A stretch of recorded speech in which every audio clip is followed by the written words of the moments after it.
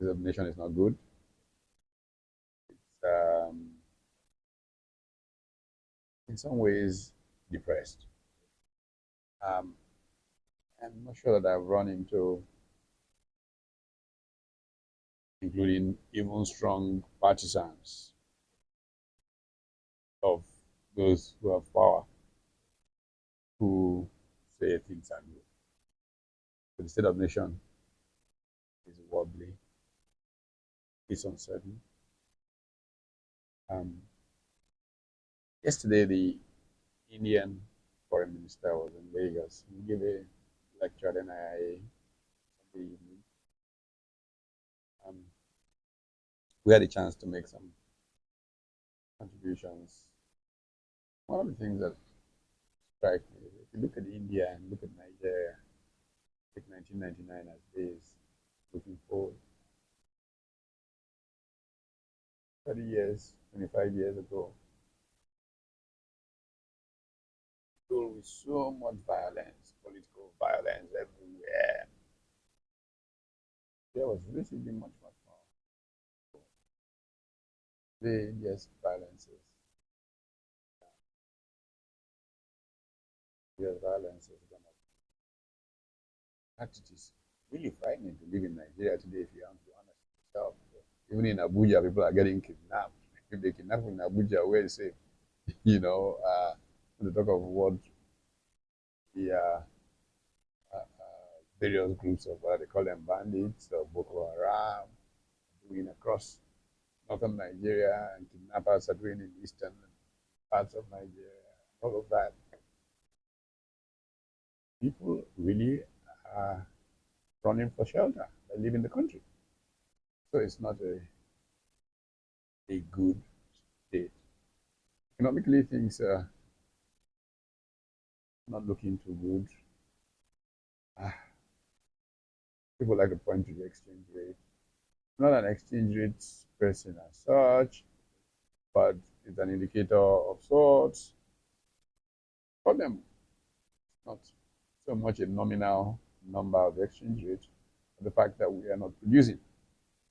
And as long as we are not a producing economy, the exchange rate will keep traveling south.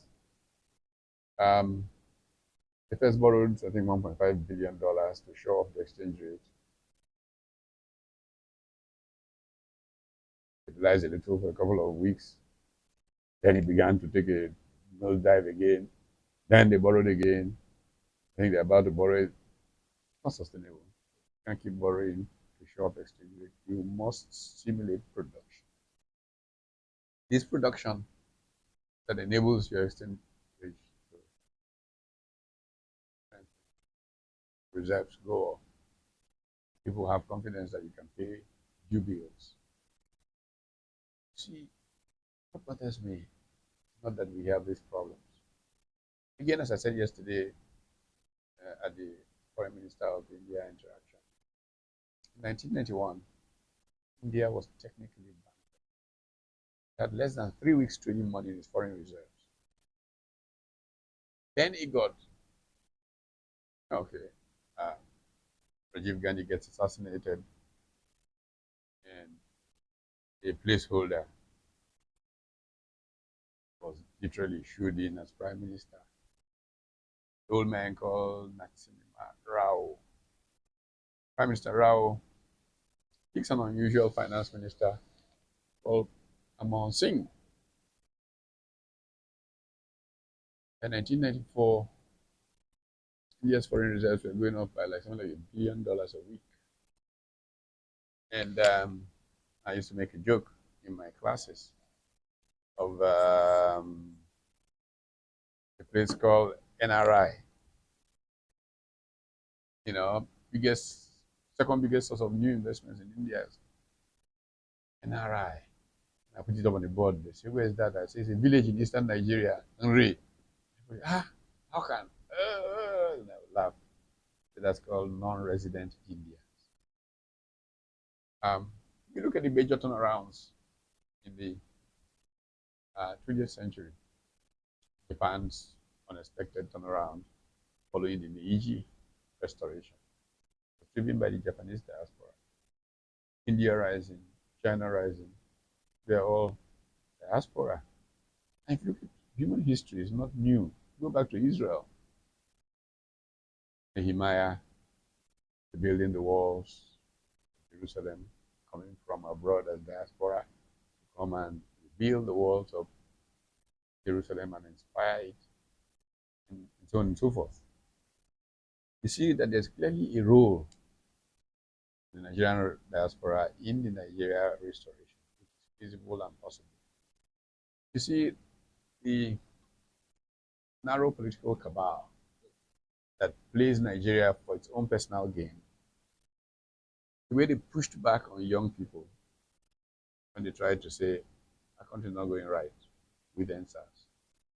Did it heavily last year in the name of elections. When the diaspora rose in the form of a movement they called obedient movement. Then polarized the country with all of that. When actually what was happening was young people and the diaspora saying, we need a different kind of experience. So they managed to infuse enough of ethnicity and violence and everything that they spoiled a chance to bring a consciousness of social justice into Nigeria and set us on a course towards Somalia. What I say is that it is possible for Nigeria to travel the track of India rather than travel the road to Somalia. So, since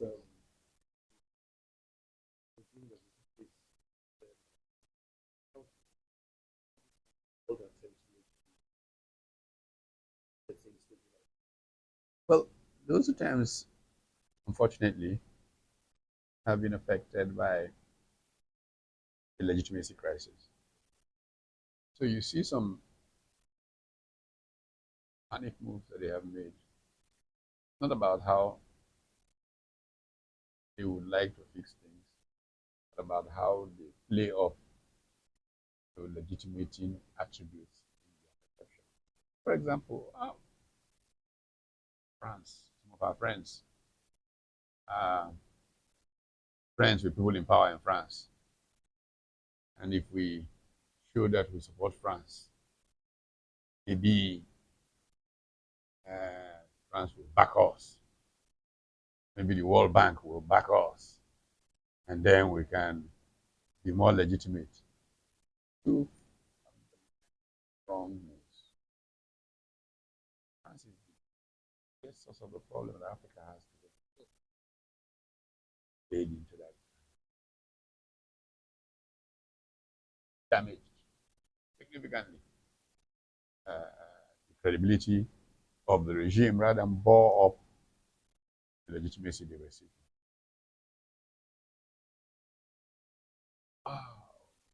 World Bank. The World Bank was also remove subsidy, remove that. I have been talking about removal of subsidy for generations. Yet, I wouldn't have supported what they did and how they did it. Because they were moved not because of a love of building the economy, but because of a desire to end legitimacy, get out poorly, and increase poverty. So, I think you have to go back to the fundamentals. Him focus on service to the people rather than the narrow interests of political actors. American political scientist friend of mine who is offering a thesis in a book that's coming out this year. But what happened in '99 was that Nigerian politicians tried to find a formula in the military out, sharing the booty of power between themselves. That struggle, in that delicate, nuanced game of prebendal structuring, during the military is out, we can share gains. They forgot the people. I'm not joking. I'm part of this thing. I just have a more, hopefully, deeply analytic disposition than them. They're my friends. All of them are my friends. And so they became so obsessed with themselves. This is the most narcissistic I've seen leadership time in Nigeria. There's such self obsession. If you take a simple example that I've made, look, General Olusegun Obasanjo, quote unquote, inexperienced, 30 something year old head of state, level, oil prices, okay, deep. He immediately says, country's revenues are falling, cut, we go to an austerity measure, we cut our clothes according to our cloth, not according to our size, but according to our cloth. I, head of state, biggest car I can drive, Peugeot 504. Everybody else downwards from there. He was so politically savvy as a inexperienced, 30 something year old soldier. How come 80 something year old can come into a situation where people are dying and visibly, in deep economic crisis? They're going around in 50-car SUV motorcades. You don't get more insensitive for this person. And it's because they have been so disconnected from the people. They don't even really know where the people are. They can feel the pain of the people. And the purpose of government is not about the people. It's about our local, let's go and patch. That is the mindset. So, what is required is a fundamental rethinking relationship between man in society and the state. So we can bridge this by a redefinition of what a political party is and how a political party teaches the people and aligns literally every activity of government to upgrading the quality of life of people. Developmental state. Only then do we get to where India has gotten to.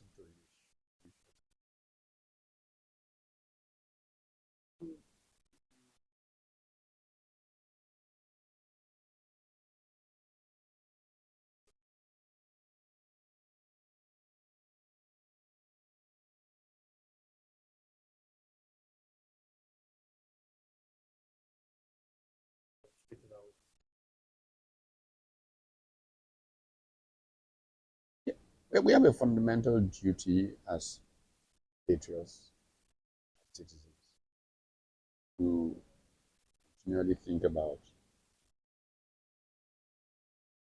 our country's problems, how we can solve them.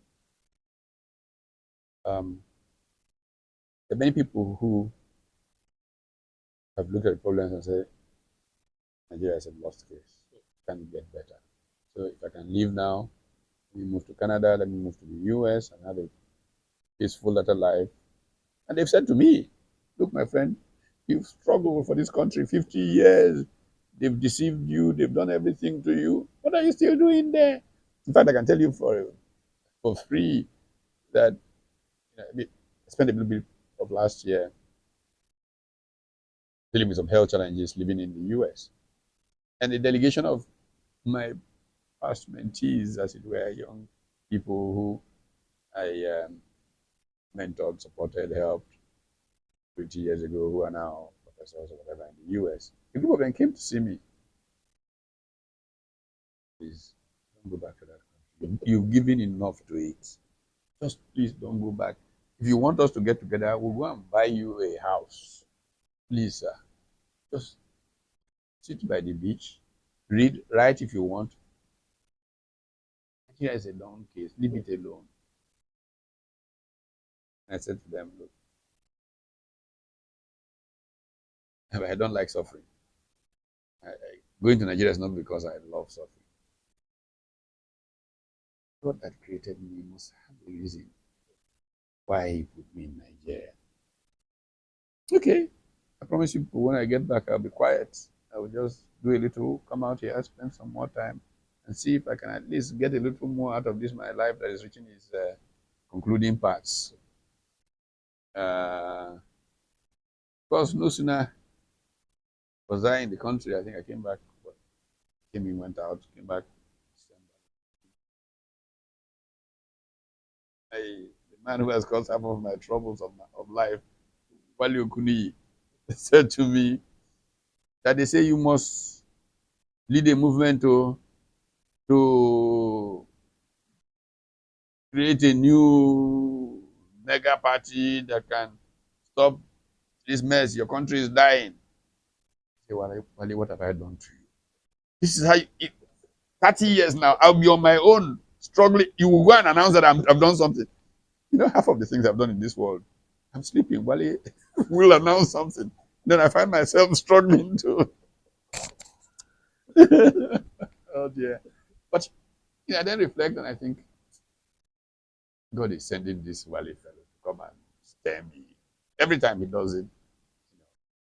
Um, so anyhow, when I heard his first indication that the people are calling on me to come and do something, I thought, Wale's madness.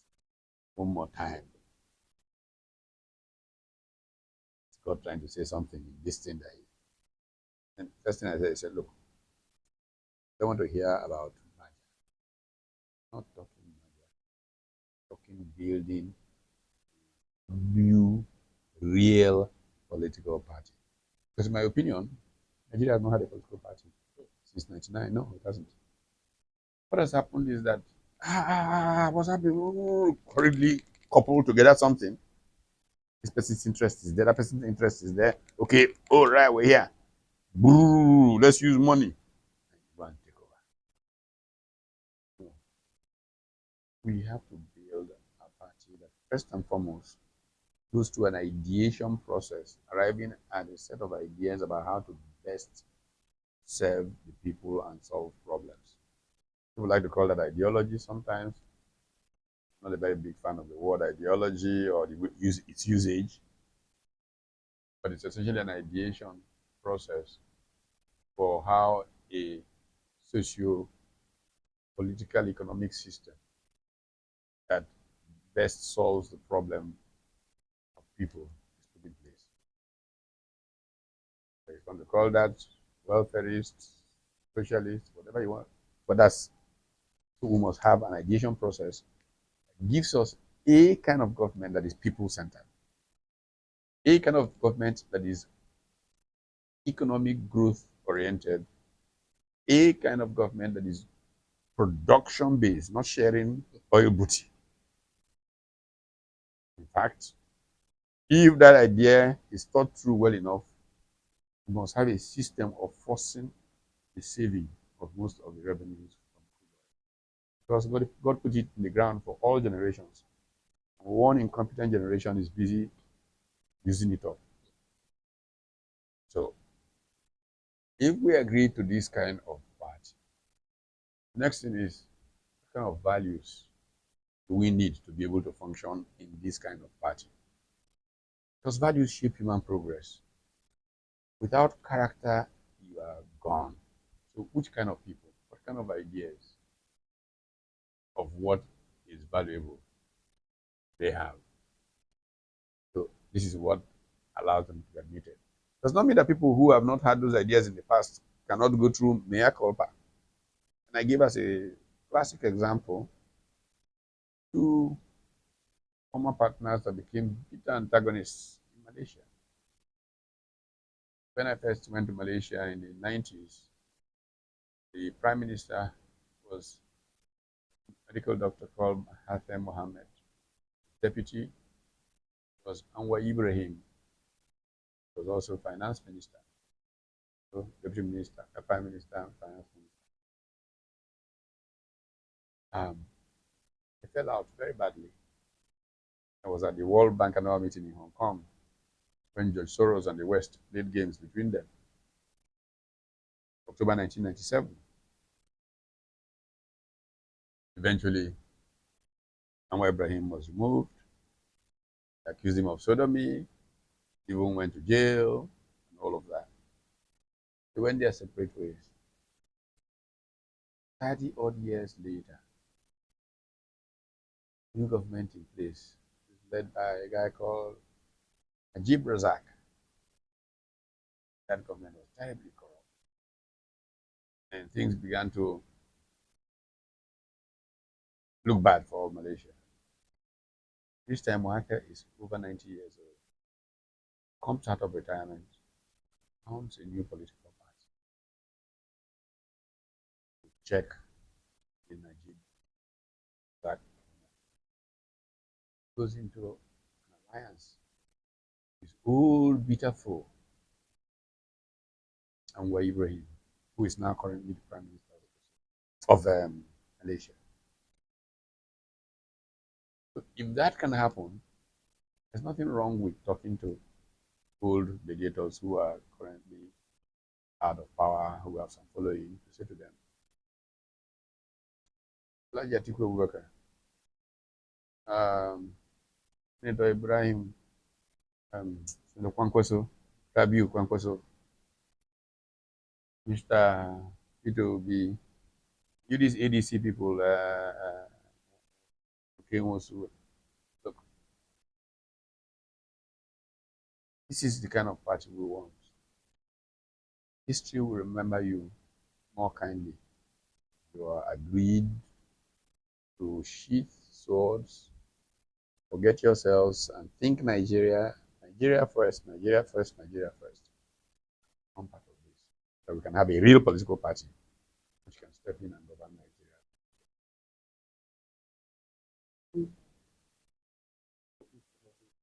All of them.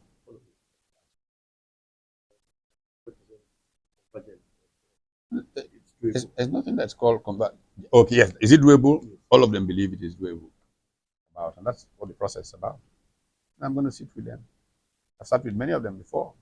I mean, in 2007, after the elections, I still have the photographs in Abuja.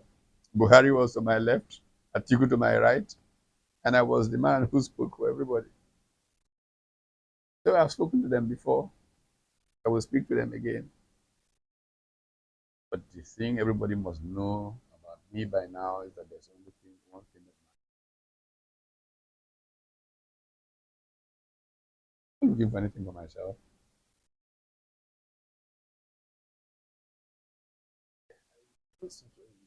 I know you've done this almost 3 to 4 times of bringing people together.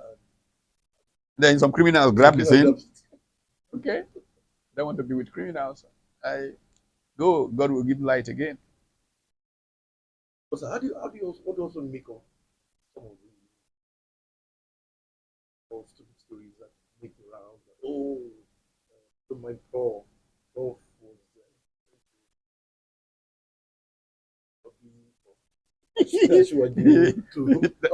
You've already described it as stupid because it doesn't make okay. They said, that's not even, does it even look logical that he will send me to P2B so I can fund P2B's campaign so it can disrupt articles? Why doesn't he go directly to Atiku or to P2B? Why come through me? I think people were shocked when on Arise 2 or 3 weeks ago. And the person I have to blame for this nonsense the most, me, he didn't mean ill, is Shenwa Okimbaloye. Because he keeps reminding me, everybody, anytime he interview me, your friend, Bola Tinubu, how they wrote the APC listing in your house. Shenwa will never stop talking. So when I was asked on Arise, so, okay, when did you last give any advice to? And I told them I have not talked to Bola Tinubu in 5 years. They were in shock because I haven't talked with him in 5 years. So you can imagine how somebody I have not talked to in 5 years is funding me to fund somebody else. So, but you see, their approach is based on propaganda. They propagandize everything, they exaggerate and lie about everything. So what can I do? I know that history always eventually brings out the truth. So you just ignore it and keep going. What do you also think can be done to they seem to have a class Oh that is no no no! more it's all about I sharing. had a solution a long time ago, and other people don't listen to me. 1996, I was interviewed by The Economist. It's there on the shelves. You can find it and go and do your research. Economist magazine asked me about the problems of Nigeria. 1996. I remember I read that Economist in Boston. After giving an interview in Lagos, I flew to Boston. And it was in Boston. Somebody brought it to me. And I said, I wish I could find some way of buying an island and taking all Nigeria's politicians and soldiers, generals, to keep them on this nice island, give them full access to all of Nigeria's oil and oil revenues, promise that they will never come to Nigeria. If they can do that, Nigeria will be a great country. And I'm not joking. It might be too late to implement it. But the nice thing, The Economist is a very interesting magazine. They must have their opinion on everything. So Richard Dowden, who was then the Africa editor of The Economist, was the one who did the interview. It's on this table, this very table we're sitting on. And Richard wrote a fair comment of my. Um, so it's very sad. I pray the Holy Spirit will reach them one day to realize what they've done to their children and their children's children. When they look at India, when they look at Malaysia, when they look at Singapore, I wonder how they can sleep. You know, um, when Jonathan was president, and the World Economic Summit was to hold in Abuja, the Africa Forum, and the day before that, President Jonathan said, "A measure of Nigeria's rapid development was the fact that Nigeria was the fastest growing private jet market in the world." I screamed. All through the Jonathan presidency, it was the only day I picked up my phone and called somebody in the village. Can you tell him to please shut up? Does he understand the meaning of what he is saying? A country that is declining in terms of quality of life of its citizens, and people are buying private jets. Don't you know that if people are buying private jets because they are creating wealth, the jobs that they created from making the money that enables them to buy private jet will have made so many more people more comfortable? No, they're just taking from the treasury and buying private jets for themselves. So this is the mentality of the Nigerian political class that can't understand the connect economic activity. And what do you say to such an elite? Um, Something has to give, and the only way it will happen is citizen action. Citizens have to wake up, become involved, organize. Let's bear in mind that the majority of the population of this country is young, by far young. So how does a small minority manage to stop them from exercising their rights in their own interest? Okay? Excessive use of stolen money by that small group. However, a determined generation can easily stop. And that's where the challenge is today. When does this generation realize that these guys are ruining their What else can you do that can be very frustrating? Amazing that you asked this question. I am just reaching a little piece because in 2 weeks, less than 2 weeks, I'm 68. And I normally do a birthday reflection article every year, and I'm just reaching it. I think I sent it out yesterday in the full of newspaper. I can give you a copy. And I refer to something I call Beyond Grit. It's a book on my shelf there, written by a lady who's a professor at UPenn, um, called Angela Duckworth. And the book is titled Grit. And so I chose to focus in my birthday reflection on what I call Beyond Grit. Grit is about passion and perseverance. And there are both of those in what drives me, passion and perseverance. Above that is what I call believing, which is in the realm of faith, but not faith in terms of Bible faith. Yes, I have that. But believing. God is a God of purpose. You can't have allowed a country like Nigeria to come and not have a purpose for it in this world. If that is true, my duty as his creature is to be a co-creator with him to move creation towards its perfection. It must be a role, a duty for me, making Nigeria a better place. And so that kind of enables me, in spite of what they have done again and again. I told you, when you came, you waited a bit because I was on an hour-long conversation with Pastor Paul Adeparasi, who called me from the US. And I was telling him a little bit about the story of Patito's gang. That's one of my ultimate sacrifices for Nigeria. And I discuss it also a little bit, just tangentially in this birthday reflection. When we returned to civil rule in 1999, I thought that we needed a place for rational public conversation, thoughtful, energetic conversation. So I created the program Patito's Gang. One friend of mine who was a famous bank MD back then, after watching the first episode, calls me and says, "Man, that was fantastic, fantabulous. Oh my goodness." I said to him, "I'm glad you love it. We need commercial support to keep it on air." He says, Pat, you guys are very candid on that show, man. I don't want these goons in government to think I'm the one keeping you there. Just tell me the day you're going to discuss sports, man. Just let me know, and then we'll pay 3 times as much. But I leave this your matter alone. Now, that commercial support is not present. That particular gang has been on air for 25 years. Is really the meaning of grit, passion, and perseverance. In the first week or two of the airing of Patito's Gang, I ran into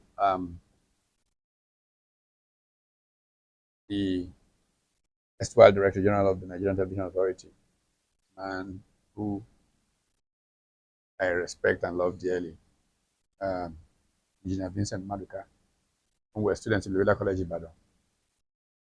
His house we used to go to on exit weekend and stuff like that. In fact, his wife always, anywhere she is and I am about to speak, she'll say, "I'm going to talk about Free John again." Because I ate Free John for the first time in the Maduka's home in 1968 in Ibadan. So anyhow,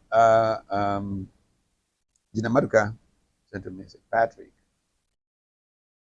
that show is fantastic, it's wonderful, but it's not sustainable. You cannot do this for more than one quarter." Anybody who remembers the early episodes will remember, the producer was American.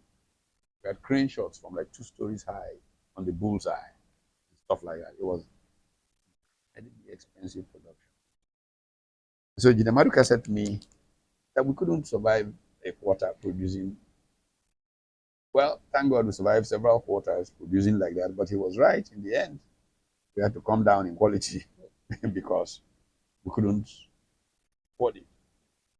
That show literally bankrupted me producing it. My old boss as a youth copper, Chris Okoli, New Breed Group. Chris was tough and crazy, but he thought I was crazier. When he saw Patito's Gang, he said, "My friend, you cannot sustain this thing until the end of this year." I said, "Watch me." You want a bet? You cannot. That was 22 years ago, and it's still there. So Why does anybody inflict such personal harm on themselves? There must be a strong spirit from somewhere speaking to one. That won't be anything I can say. So this means good. What do we Respect the political party process that is going to be honest, transparent, and follow the rule of law in its activities. There's one thing I know that the PDP and APC have never had respect for. It is rule of law, it is justice. And at least I have my personal experience to share. I mean, like everybody says, even Vice President Shibajo used to say all the time in his speeches, they wrote the roadmap in my living room. So, roadmap was ready. The moment power came, it didn't take 1 week or two for me to realize one chance. We have been hit. One chance. And I was giving a talk in Ibadan. I just went for an event. It was the launching of Njo Olokpa's Ibadan School of Government. And the media were asking me questions. And I think General Buhari was out of, maybe his first or second trip out of the country after the elections, after being sworn in. And I said, this is not what we bargained for, this is not what we planned for. So, what could I do? I said, well, I just leave them alone and let history judge them. 2, 3 years down the line after I decided to forget all of that, people came harassing me. On this very table here, we're sitting, a delegation came. People I never met before in my life from Delta State. Decent people. I didn't want me to come around for government. I said, let these people alone. Anyway, the encounters are fully documented in the book. Why not? And I say, okay, if you guys say that this is what you think will change the trajectory of the state, I'll make one more sacrifice. And we show up there. What did the APC people, party that I helped to found, as you remember, they sent a group. By the way, because they are based on propaganda, everything is premeditated lying. Like this story of how I was supposed to take money from somebody to get somebody to come and something that just went on somebody's imagination. But they capture it and they reify it into concrete meats, in the heads of people. So one of the myths that came out of that attempt to run for governor was that I was going in the wrong direction. The thing was taking place in that direction. So when I see it, I just laugh. It's not true. It didn't happen like that. But they had planned for it to happen like that. You see, what happened was that they wanted to move the venue of the primaries from Asaba, the capital, to somewhere near Oboru's hometown, about 200 miles or whatever away. It had all been concluded, which is why they structured that story in advance. A day or two before the primaries, Manuel Udouan, the former governor, who had then just joined the party, said to them, they may be burning in Asaba if that happens. So quickly, they reverted to the original location. But it wasn't enough time for them to the General Lawrence Onoja. So there was supposed to be a meeting of all the candidates, whatever they call them now, aspirants, the leading APC members. Ibe Kachuku, as minister, was there. Emmanuel Don himself was there. A number of these people. So I said, chairman of committee, can I just show you the guidelines and all the rules of the party? This is I counted about like 9 of them. I say, in what you've done, you violated seven of the 9. So in no normal society should this process go on. Can you please abort, terminate, and go and do what you're supposed to do? He said, we are brought brothers, let's just go. Even the kind of silliness, the man who became a general in the army, you know. And I thought, this is a mess. There's no point. Because they had sat down somewhere premeditated, decided who they wanted, how they were going to do it. And I wasn't even angry that they were doing that. Well, Tinubu could have called me and said, "Oh boy, leave this governor thing, or Adams Oshomole." But to get into this kind of messy violation of rules to achieve an end that I couldn't figure, just showed me that I was sitting with low lives. And I came down. But some of my colleagues said, "Let's go to the place." Somebody blocked my car. You can't go to that kind of place. So I just drove away and forgot the APC primary. Look, APC party, I wrote at least 10 letters to the chairman of the party. 10. I never got acknowledgement of one. They talk about rule of law, and the country is governed by such people. That country can't go anywhere. It's not possible. So I therefore think that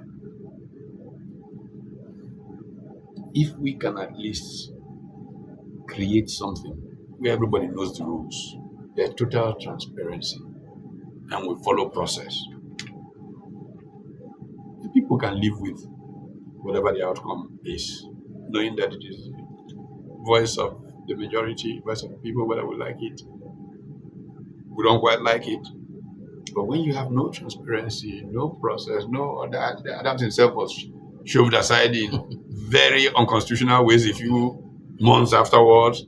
Nothing follows the rules. Just the whims of those who think they own the apparently public institution. So if we can build something that's different from all of that, then let history take its course. But having someone like Alhaji Atiku Abubakar to be part of this process, and then another report in the papers saying that he's going to still come out and run with the PDP, how do you reconcile? But that's his decision, what he wants to do. What will be the outcome will depend on the rules of the organization put in place. If he triumphs through the rules, good. If it doesn't, sorry. But we'll put the rules in place. We'll create a body that will ensure that we can run our country well. And then in conversation, he's a reasonable person. He is capable of knowing what will bring him a greater place in history than one track. So let's have conversations. But Kwankwaso has his own thoughts. We'll have conversations. Utomi has his own.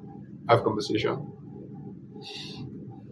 Look, if they all can look at me and say, why is this person willing to forget? I ran for president for all of them.